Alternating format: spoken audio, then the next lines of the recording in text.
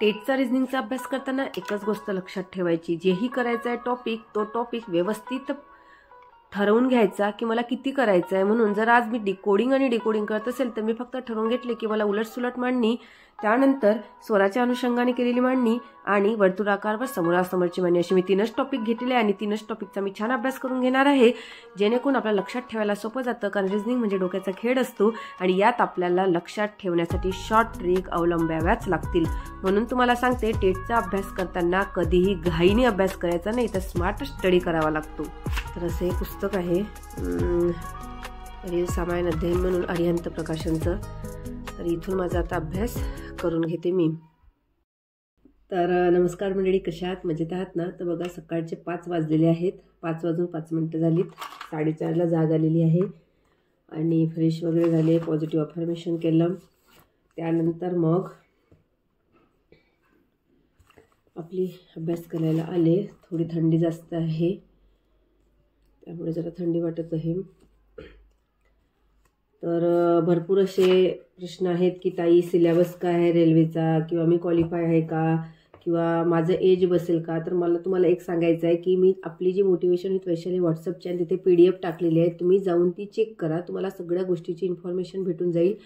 आणि राहिलं सिलेबसचं, तर मी मागेच तुम्हाला सांगितलेलं त्या व्हिडिओमध्ये की आपला जो स्पेसिफिक सब्जेक्ट राहणार आहे त्याचे आपल्याला 50 मार्काचे प्रश्न विचारणार आहेत आणि बाकी 10-10, 15-15 मार्काला जनरल अवेअरनेस, मॅथ, इंग्लिश असे सब्जेक्ट राहणार आहे. आणि आपण जी लँग्वेज चूज करणार आहोत, जसं की आपली जी लँग्वेज असेल, कोणाला पंजाबीत जायचं असेल, कोणाला बंगालीत द्यायचं असेल, कोणाला मराठीत द्यायची असेल पेपर, तर ते ऑप्शन आपल्यासाठी अवेलेबल राहणार आहे. त्यामुळे आपल्याला ज्या पेपर आपल्याला ज्या मेथडमध्ये सोडवायचा आहे त्या मेथडमध्ये आपण सोडवू शकतो. आणि माझी अजून सध्या पुस्तकं घ्यायची आहेत. फक्त माझ्या मैत्रिणीने मला काही पुस्तकं दिली आहेत की जसं रेल्वे सामान्य अध्ययन, NTPCचं रेल्वेचं पुस्तक, अशी पुस्तकं माझ्याजवळ आहे आणि काही जुनी पुस्तकं आहे रेल्वेची. तर मी सध्या त्यातून अभ्यास करत आहे. तुम्ही माझ्यासोबत राहा, जेणेकरून मी तुम्हाला काहीही मला वाटलं अपडेट तर मी तुम्हाला नक्की सांगण्याचा प्रयत्न करेन. त्यामुळे चॅनल सबस्क्राईब करून ठेवा की आपण आपला रेल्वेचा पण अभ्यास कंटिन्यू करू, आपला टेटचा पण अभ्यास कंटिन्यू करू आणि आपल्याला मोटिवेशन पण घेत राहू. तर आज मी बघा जे रेल्वेचं आहे ते रेल्वेचं मी अगोदरपासून सुरुवात करत आहे. तर मी भारतीय रेल परीक्षा उपयोगी महत्त्वपूर्ण जानकारी आहे इथून सुरुवात करते. थांबा, तुम्हाला दाखवते 1 मिनटं. तर बघा, इथून आज मी स्टार्टिंग करत आहे आणि अजून मी फॉर्म भरलेला नाही.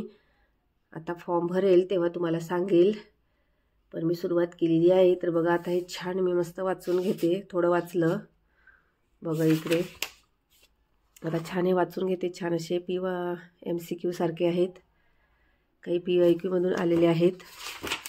तर असं हे पुस्तक आहे रील सामायन अध्ययन म्हणून अरिहंत प्रकाशनचं. तर इथून माझा आता अभ्यास करून घेते मी. तर बघा, मी वाचते की भारतीय रेल अमेरिका, रूस तथा चीन के बाद विश्व का चौथा सबसे बड़ा रेल नेटवर्क आहे. म्हणजे यात पूर्ण रेल्वेचं सांगितलेलं आहे की मेट्रो सेवा दिल्लीमध्ये 24 डिसेंबर 2002ला 30,000 म्हणजे प्रारंभ झाली म्हणून हिंदीमध्ये दिलेलं आहे. कारण शक्यतोपर्यंत हिंदीचेच पुस्तकं असतात रेल्वेसाठी. आणि विभिन्न रेल्वेचे झोन दिलेले आहे की मध्य रेल्वेचं जे मुख्यालय आहे ते कुठे आहे, त्याचे स्थापना वर्ष काय आहे, पूर्व रेल्वेचं कुठे आहे, पूर्वोत्तर रेल्वेचं कुठे आहे, दक्षिण तटीय रेल्वेचं कुठे आहे.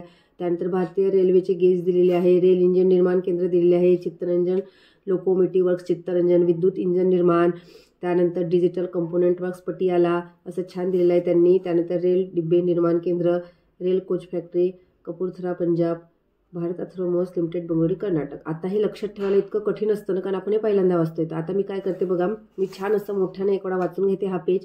त्यानंतर मग पेज वाचल्यानंतर परत मग थोडं सायलेंटली आणि समजून घेण्याचा प्रयत्न करून पुन्हा ते प्रश्न किंवा मग ते इन्फॉर्मेशन छान व्यवस्थित वाचून घेणार, जेणेकरून मग मला माझा अभ्यास माझ्या डोक्यात भरायला सोपं जाईल. आणि त्यानंतर मग मी ते आठवण्याचा प्रयत्न करणार 5 मिनटं की मी या पेजवर काय काय वाचलेलं होतं. कारण एवढ्या सहजासहजी आपल्या लक्षात राहत नाही, कारण आपला माणूस हा माइंड आहे, त्यामुळे आपल्याला एवढं लक्ष राहत नाही. आपल्याला एक गोष्ट सदैव भरपूर दिवस करावं लागते, 21 दिवस तरी रिव्हिजन करावं लागते. त्यामुळे ती सवय पण लागते. तसंच आपलं अभ्यासाचं असते, जोपर्यंत जेवढी रिव्हिजन आणि प्रॅक्टिस करू तेवढे आपण समोर जाऊ.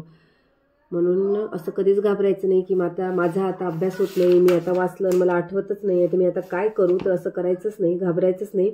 फक्त आपला अभ्यास सुरू ठेवायचा, रिव्हिजन सुरू ठेवायची आणि रिव्हिजन आणि प्रॅक्टिस जेवढी करू तेवढे आपण अभ्यासात सातत्य आणू आपल्या. तर यात पण छान दिलेलं आहे. आता ह्या सगळा मी अभ्यास करून घेते. जनगणना 2011, भारत के पड़ोसी देश, पृथ्वी का एक परिचय, हमारा सौरमंडल, ब्रह्मांड संपूर्ण परिचय, असं सगळं दिलेलं आहे. आणि हा अभ्यास मी आता 1 ते 1.5 तास करून घेणार. त्यानंतर थोडा टेटचा अभ्यास करणार. आणि जर तुम्ही म्हणाल की ह्या सगळा गोंधळ होईल आपला टेट आणि आता आपण रेल्वे कसं काय मिक्स करू, तर बघा मैत्रिणींनो, यात पण बुद्धिमत्ता चाचणीला आहे, इथे पण मॅथ आहे, इथे पण इंग्रजी आहे. फरक एवढाच आहे की थोडं डिफरंट आहे, तर आपण कवर करू शकतो. मॅथ आपल्याला तीच करावं लागणार आहे, त्यानंतर आपल्याला इंग्रजी पण तेच करावं लागतं, व्होकॅब्युलरी पण तीच राहते. आणि त्यानंतर जे पॅडागॉजीचे प्रश्न असतात ते फक्त थोडे डिफरंट असतात आपल्या मराठीपेक्षा. तर आपण करू शकतो, कारण आपल्याला तेवढं कॅपॅसिटी आहे, आपली कॅपेबिलिटी आहे, आपण करू शकतो ॲडजस्ट. आपल्याला कळतं. आता कसं हा चान्स आपल्याला, ही संधी आलेली आहे रेल्वेची, तर आपल्याला बघावं लागेल की आपला जो अभ्यास सुरू आहे तो आपण कितपत करत आहे आणि आपण त्यात किती सामोरं जात आहे.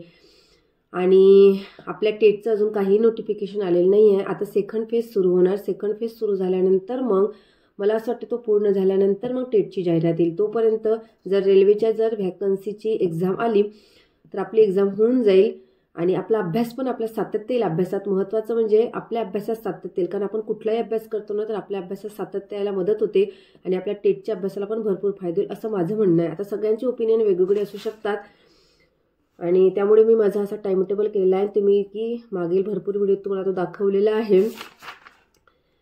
त्यामुळे आपल्यालाच नियोजन करावं लागेल की आपल्याला आपला अभ्यास कसा करायचा आहे. त्यामुळे आपण आपला अर्धा ते 1 तास आपल्याला कशाला द्यायचा आहे. त्यानंतर आता मला माझी MAची असाइनमेंट पण लिहायची आहे, त्यामुळे मी अर्धा तास माझा त्याला देते आणि नंतर टेटला देते काही तास.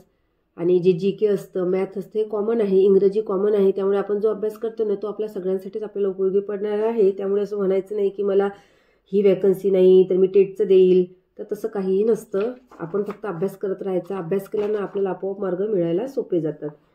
चला तर मी आता अभ्यास करते आणि नंतर मैत्रिणींनो, काही गोष्टी आपल्याला आवडो अगर न आवडो, काही गोष्टी आपल्याला करावाच लागतात. जसे उदाहरणार्थ मी तुम्हाला सांगू का, आपल्याला ना आपल्या मुलाचे संगोपन काय गंमत असते ना, खेळ म्हणून करता येत नाही. एखाद्या वेळी असं वाटतं ना, किती त्रास येतो की असं वाटते अरे बापरे कसं करू मी ॲडजस्ट हे सगळं, कारण आपल्याला सगळ्या गोष्टीची सवय नसते. पण आपल्याला सवय नसली तरीही आपण त्या कामात आपली मुलं असतात म्हणून आपण आपल्या कामात गोडी निर्माण करतो आणि ते अशक्य काम असलं तरी ते आपल्यासाठी मग आपण शक्य करतो, कारण आपल्यासाठी ते पहिलाच एक्सपिरियन्स असतो आणि तरी आपण ते काम आपल्या जबाबदारीने आपल्या मनापासून करतो. त्यापासून आपल्याला काय घेता येईल ना, मला ह्या गोष्टींना असा अनुभव तुम्हाला सांगायचा. जरी अभ्यासात मन लागत नसले, जरी अभ्यास आवडत नसताना, तर अशी त्यात गोडी तयार करा आणि अशक्य गोष्टी शक्य होते आणि आपण आपलं काम आपलं मन लावून अभ्यास करू शकतो आणि लक्षातही ठेवू शकतो.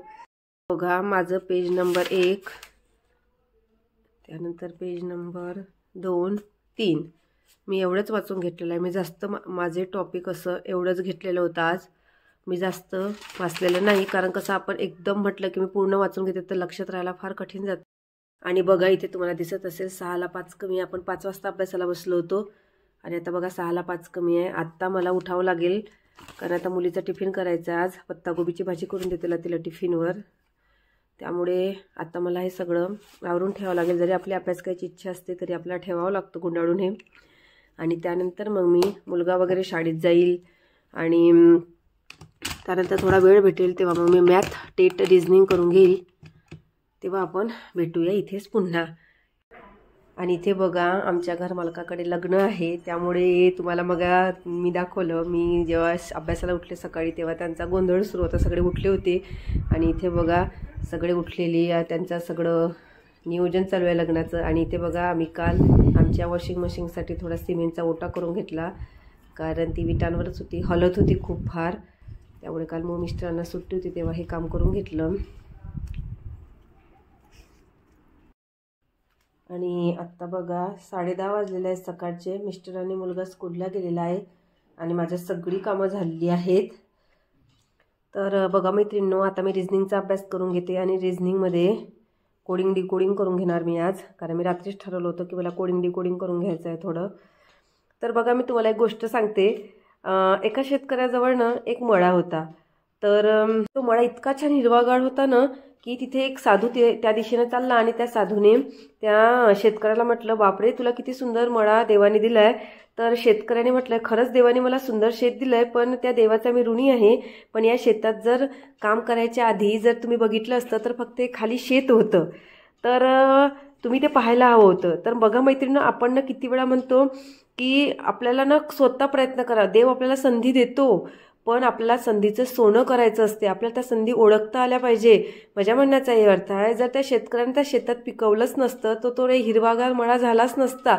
ते शेत तसंच राहिलं असतं. जरी त्याच्याजवळ संधी होती काहीतरी करायची तरी त्यांनी केलं नसतं, ते काहीच झालं नसतं.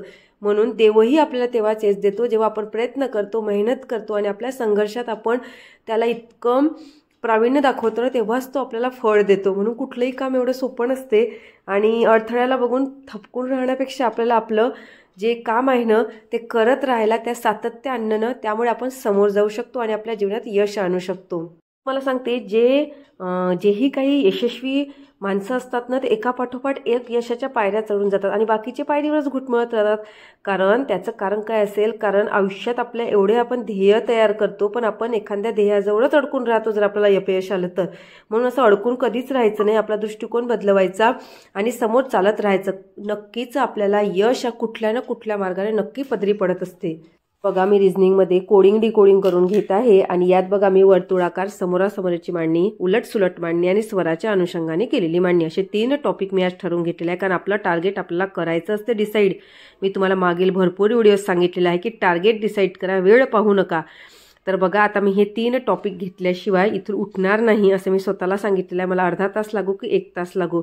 तर आता बघा, इथे छान यांनी मस्त अल्फाबेटिकल आणि नंबर्स वाईज मस्त मांडणी दिलेली आहे. त्याची मी चांगलं कोणत्या नंबरला, कोणत्या अल्फाबेटला कुठला नंबर आहे हे छान करून घ्यायचं. आणि त्यानंतर उलटसुलट मांडणी दिलेली आहे की ए खाली काय येतं, बी खाली काय येतं, तसं. नंतर ए, ई, आय, ओ, यू असे 5 स्वर असतात. त्याचा आपल्याला एला 1 नंबर द्यायचा, ईला 5 नंबर द्यायचा, आयला 9, ओला 15 आणि यूला 21. म्हणजे असं लक्षात ठेवायला पण सोपं जातं आणि जवळच्या व्यंजनाचे क्रमांक लक्षात घेऊन आपल्याला लगेच सांगता येतं की कुठला नंबर कुठल्या याला आहे. तर अशा काही शॉर्ट ट्रिक आपण अवलंबायच्या आणि आपल्याला जसं लक्षात ठेवता येईल ना तसं ठेवायचं रिझनिंगचं. कारण रिझनिंग फक्त हा डोक्याचा खेळ आहे. त्यामुळे आपल्याला जसं आपल्या इमॅजिनेशन पॉवरने आपल्याला स्टडी करता येईल तसा करायचा आणि अभ्यास सोपा होत जातो. बघा, 11:30 वाजलेले आहेत आणि मी 10:30 वाजता रिझनिंगचा अभ्यास करायला बसली होती. मी फक्त माझे 3च टॉपिक करून घेतलेले आहे, कोडिंग आणि डिकोडिंगचं. तर मी तुम्हाला दाखवलेलं आहे बघा. तर बघा मैत्रिणींनो, 10:30चे 11:30 झालेले आहेत. दाखवले मी तुम्हाला अगोदरच. तर आता 11:30 वाजेपर्यंत मी माझा अभ्यास करून घेतला रिझनिंगचा. थोडा छान वाटतंय आपला अभ्यास झाला की. आणि असाच आपल्याला वेळ काढावा लागेल. मला वाटलं होतं मी अगोदर फ्रेश वगैरे होऊन आंघोळ वगैरे करते, पण म्हटलं जरा आता शांतता आहे, पटकन आपण आपलं थोडं रिझनिंगचं वाचून घ्यावं. कारण कसं असतं, मग एक वेळ आपण आपल्या कामात लागलो ना की आपलं कामात मन लागतं, अभ्यासाला मन लागत नाही. म्हणून माझा स्वयंपाक झालेला आहे, घर पण आवरणं झालेलं आहे, स्वच्छता आहे सगळी दूर. आता 1 स्लॉट झाला माझा अभ्यासाचा. म्हणजे आता 1 स्लॉट झाला ना तर मग आता आपला अभ्यास आपला थोडा वेळ झालेला आहे. त्यामुळे आता कसं आपल्याला थोडं फ्रेश फील होण्यासाठी आपण काहीतरी वेगळं करायला पाहिजे. म्हणून मी आता आंघोळ करते. जर मी तेव्हाच आंघोळ करून घेतली असते आणि परत अभ्यासाला बसले असते, मग परत मला 2 तास आपण तेवढं बसू शकत नाही. त्यामुळे मी माझी अशी थोडी पद्धती चेंज करते. आता मी आंघोळ करून घेते. आंघोळी वगैरे झाली, फ्रेश झाले थोड्या वेळ मग घरातलं माझं आवरून घेतल्यानंतर मग परत अभ्यासाला बसणार. तर तोपर्यंत मग कसं आणखी माझा 1 तास अभ्यास होईल. म्हणजे आता 11:30 12:30 पर्यंत माझं सगळं होऊन जातं. मग 12:30 ते 1:30 पर्यंत माझा एक छान स्लॉट होतो अभ्यासाचा. मग मुलगा येतो घरी, मग त्याचं जेवण वगैरे, मुलगी हे तुम्हाला दाखवलेलंच आहे मी अगोदर. तर आजच्या व्हिडिओमध्ये एवढंच आणि भेटूया पुढील व्हिडिओमध्ये. तोपर्यंत स्वतःची काळजी घ्या, आनंदी राहा आणि नवीन एका अभ्यासाच्या टॉपिकसोबत स्मार्ट स्टडी करूया. आणि चॅनलला जर सबस्क्राईब केलं नसेल तर नक्की सबस्क्राईब करा, जेणेकरून आपण मिळून अभ्यास करूया. आणि असाच स्वतःचा कॉन्फिडन्स वाढवा, स्वतःला ग्रो अप करा, स्वतःला मोटिवेशन देत राहा आणि स्वतःच्या पॉझिटिव्ह विचारांना खत पाणी द्या. बाय.